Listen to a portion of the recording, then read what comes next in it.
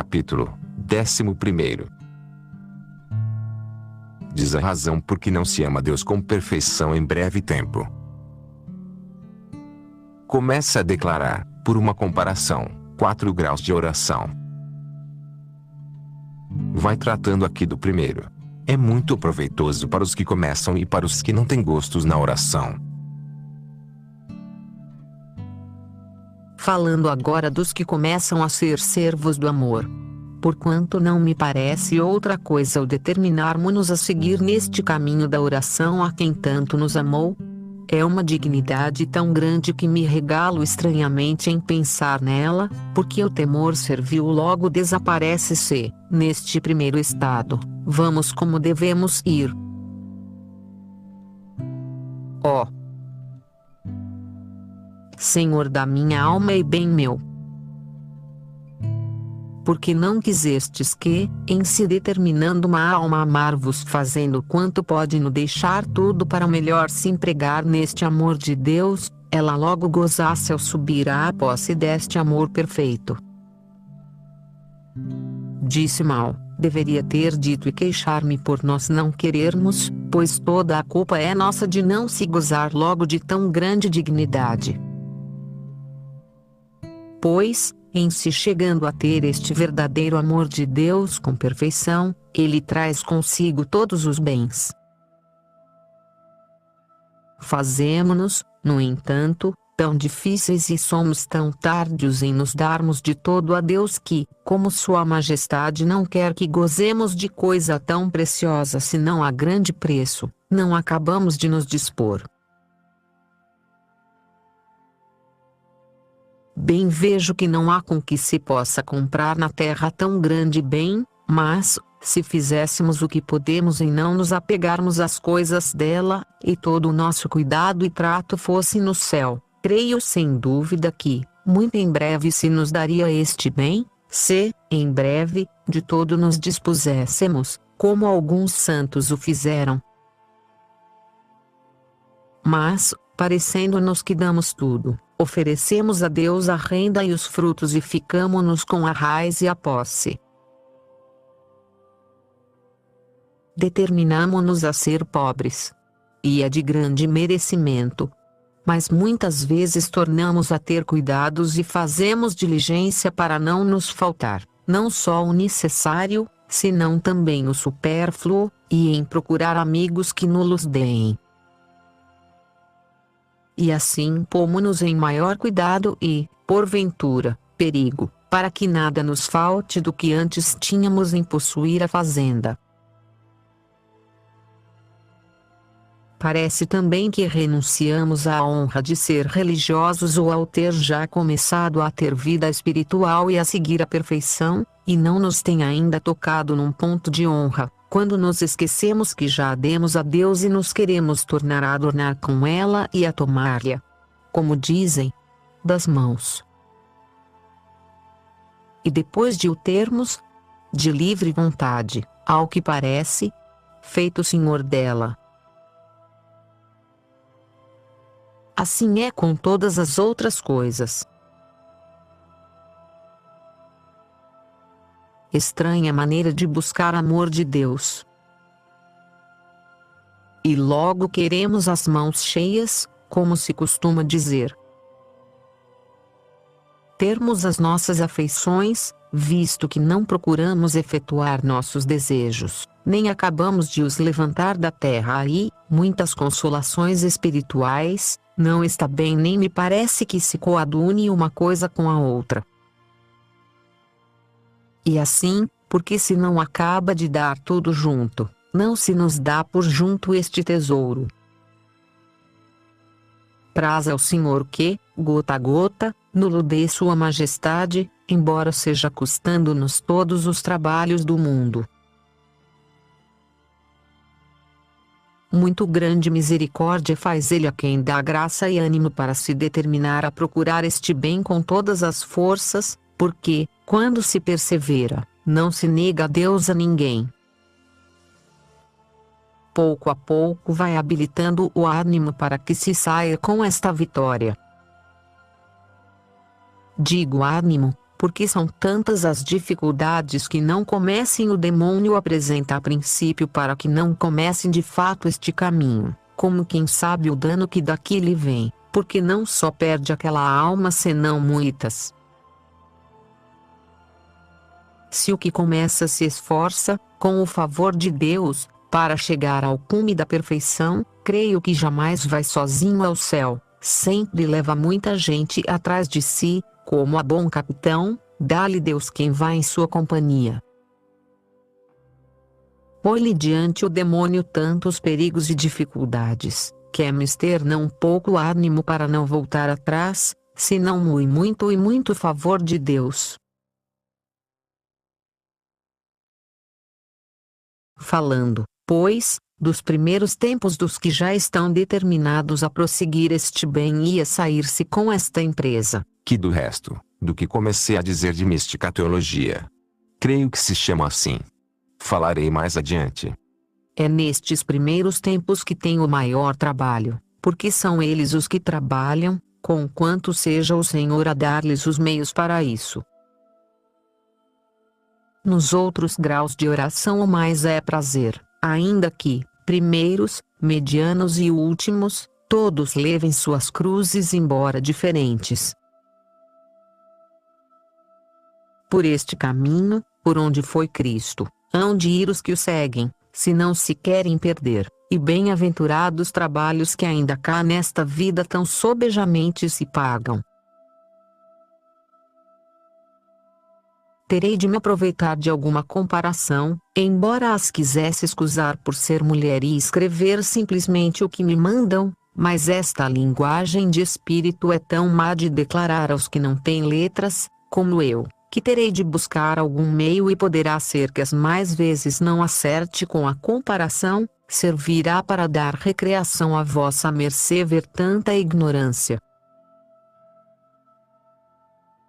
Parece-me agora ter lido ou ouvido esta comparação, que, como tenho uma memória, nem sei onde nem a que propósito, mas, para o meu, contenta-me agora.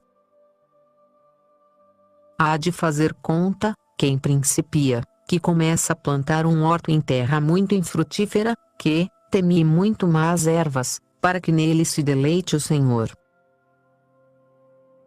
Sua Majestade arranca as más ervas e vai plantando as boas. Façamos pois de conta que isto já está feito quando uma alma se determina a ter oração e já dela começou a usar.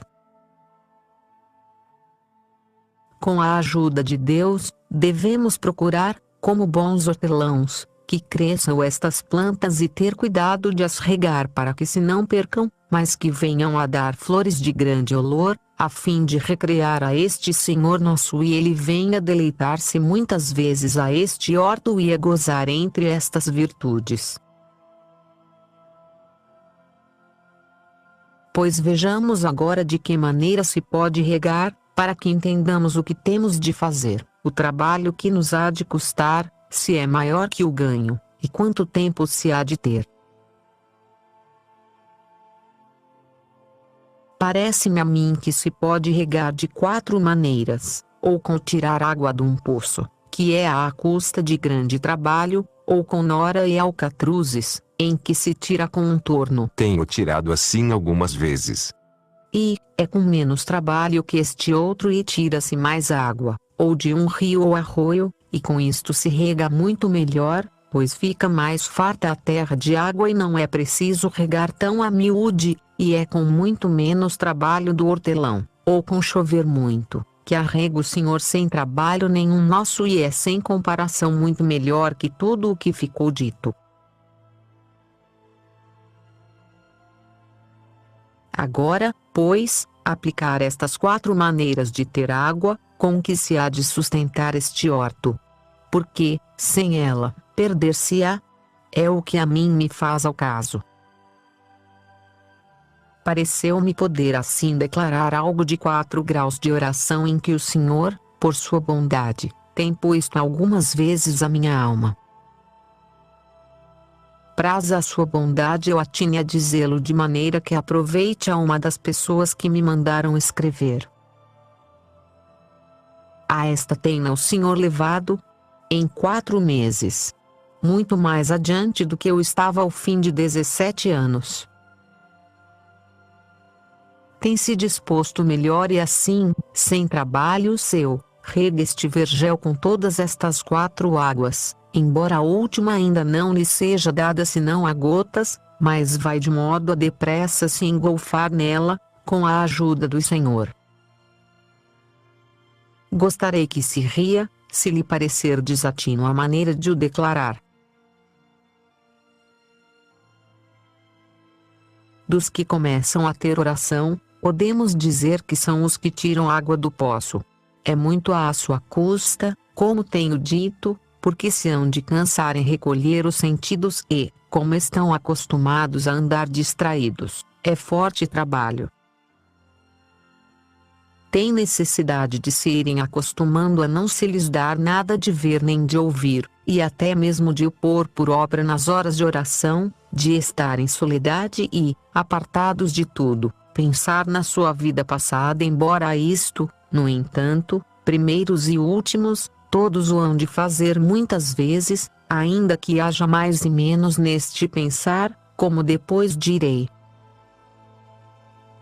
Ao princípio ainda lhes dá pesar, porque não acabam de perceber se arrependem dos pecados, e sim, que o fazem, pois se determinam a servir a Deus tão deveras. Hão de procurar pensar na vida de Cristo e cansa-se nisto o entendimento. Até aqui nós o podemos conseguir por nós mesmos, entende-se com o favor de Deus, pois sem Ele já se sabe que nem podemos ter um bom pensamento. Isto é começar a tirar água do poço, e praza ainda a Deus que a haja. Ao menos não falta por nossa parte, pois a vamos tirar e fazemos o que podemos para regar estas flores.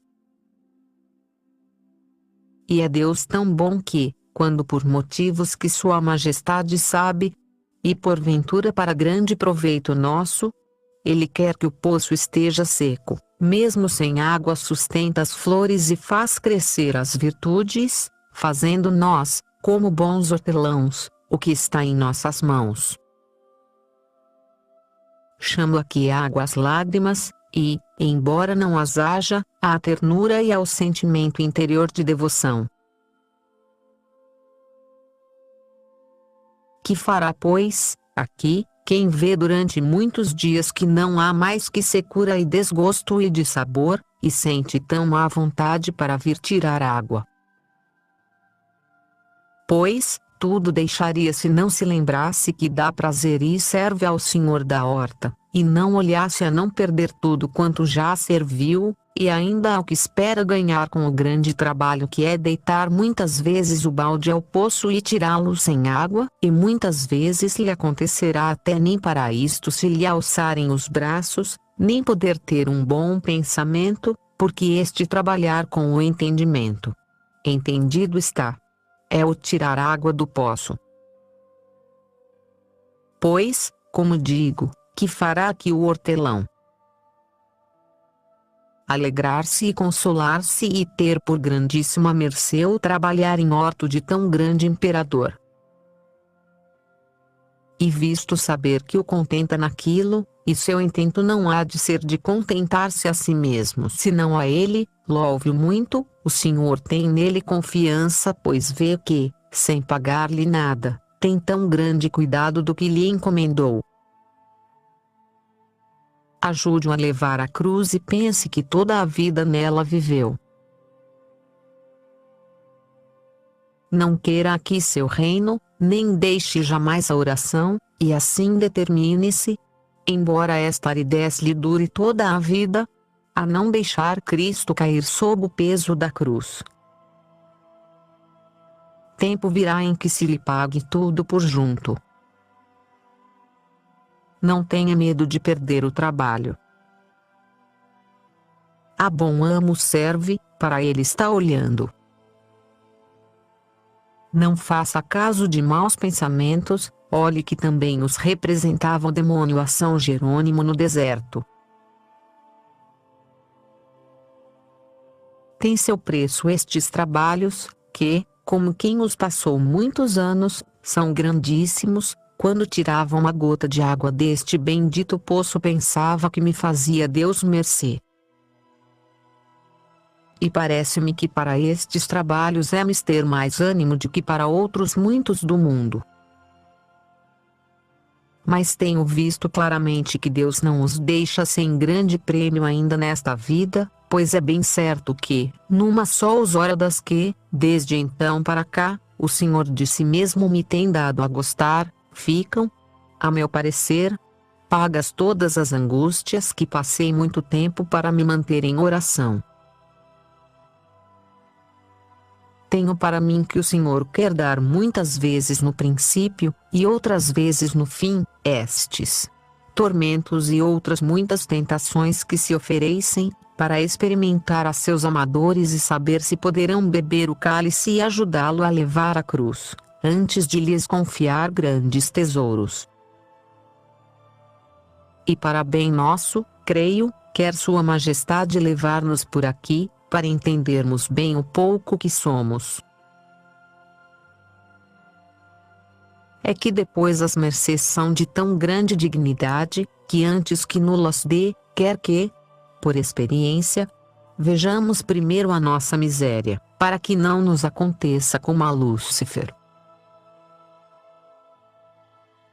Que fazeis vós, Senhor meu, que não seja para maior bem da alma que entendeis já ser vossa e que se põe em vosso poder para seguir-vos por onde fordes até à morte da cruz, e que está determinado a ajudar-vos a levá-la e a não vos deixar só com ela. Quem vir em si esta determinação, não tem que temer.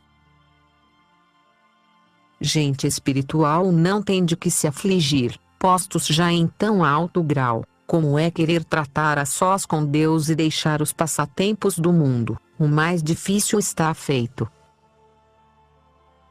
Louvai por isto a Sua Majestade e confiai na sua bondade, porque nunca faltou a seus amigos.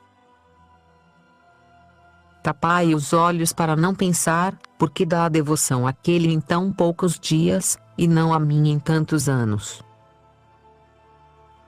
Acreditemos que é tudo para maior bem nosso. Leve-nos Sua Divina Majestade por onde quiser, já não somos nossos, senão seus. Grande mercê nos faz em querer que queiramos cavar no horto do qual é Senhor e permanecermos junto dele que, de certeza, está conosco. Se ele quer que cresçam estas plantas e flores, a uns, com dar-lhes água que tiram deste poço, a outros, sem ela, que se me dá a mim. Fazei, Senhor, o que quiserdes, não vos ofenda eu, não se percam as virtudes, se alguma já me destes, só por vossa bondade. Padecer quero, Senhor, pois vós padecestes. Cumpra-se em mim de todas as maneiras a vossa vontade e não praza a vossa majestade que coisa de tanto preço, como vosso amor, se dê a gente que vos serve só por gostos. Há de se notar muito, e digo porque o sei por experiência, que a alma que neste caminho espiritual de oração mental começa a caminhar com determinação e pode por si mesma conseguir não fazer muito caso, nem de se consolar nem desconsolar muito, quer lhe faltem estes gostos e ternura, quer lhes dê o Senhor, tem já andado grande parte do caminho. Não tenha medo de voltar atrás, por mais que tropece, porque o edifício vai começado em firme fundamento. Sim, não está o amor de Deus em ter lágrimas nem nestes gostos e ternura, que na maior parte os desejamos e consolamos com eles, mas sim em servi-lo com justiça e fortaleza de ânimo e humildade. Mas me parece isto receber, que darmos nós alguma coisa. Para mulherzitas como eu, fracas e com pouca fortaleza, parece-me convir o que Deus agora fez comigo, levar-me com regalos para que possa sofrer alguns trabalhos que Sua Majestade tem querido dar-me. Mas que servos de Deus, homens de tomo, de letras, de entendimento, façam tanto caso como vejo fazer, de que Deus não lhes dá devoção sensível, dá-me desgosto ouvir.